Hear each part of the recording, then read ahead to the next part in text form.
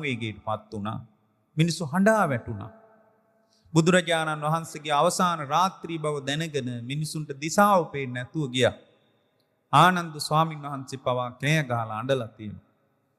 ඒ වෙලාවේ බුදුරජාණන් වහන්සේ වදාලා ආනන්ද මම ඔබට කිව්වා නේද සියලු ප්‍රියමනාප දේවල් වලින් වෙන් වෙන්න වෙන බව. ඔගොල්ලෝ හොඳට ඔළුවට ගන්නේ. සියලු ප්‍රියමනාප දේවල් වලින් වෙන් වෙන්න වෙන බව. ඒක ගොඩාක් ඈතක නෙමෙයි. සියලු ප්‍රියමනාප බුදුරජාණන් වදාළේ ආනන්ද. ඇයි ආනන්ද අඬන්නේ? ආනන්ද මම ඔබට කිව්වනේ සියලු ප්‍රියමනාප දේවල් අවසානයේ කොට ඇති බව.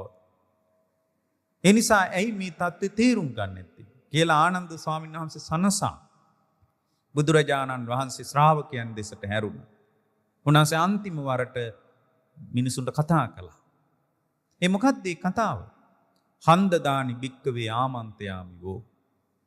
මේක තමයි උන්වහන්සේගේ අන්තිම කැමැත්ත. සාමාන්‍ය මිනිහෙක්ගේ අන්තිම කැමැත්ත වටිනවනේ.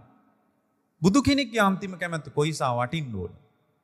අපි නන්නාතුනන කෙනෙක් හරි මරණ මොහොතේ අන්තිම හුස්ම පොඳ යද්දී මොකක් හරි දෙයක් කිව්වොත් අපි ඒකට වටිනාකමක් දෙන්න.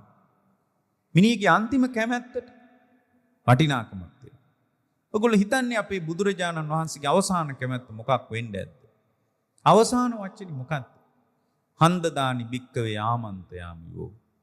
මහණෙනි මම අවසාන වරට නුඹලා අමතනවා. වය ධම්මා සංකාර. සියලු සංස්කාර අනිත්‍ය වෙලා යනවා.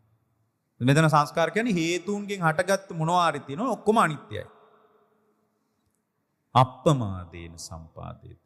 ඒ නිසා මහණෙනි අප්‍රමාදී වෙන්න. ඔක තමයි අපගේ බුදුරජාණන්සේගේ අන්තිම වචනේ.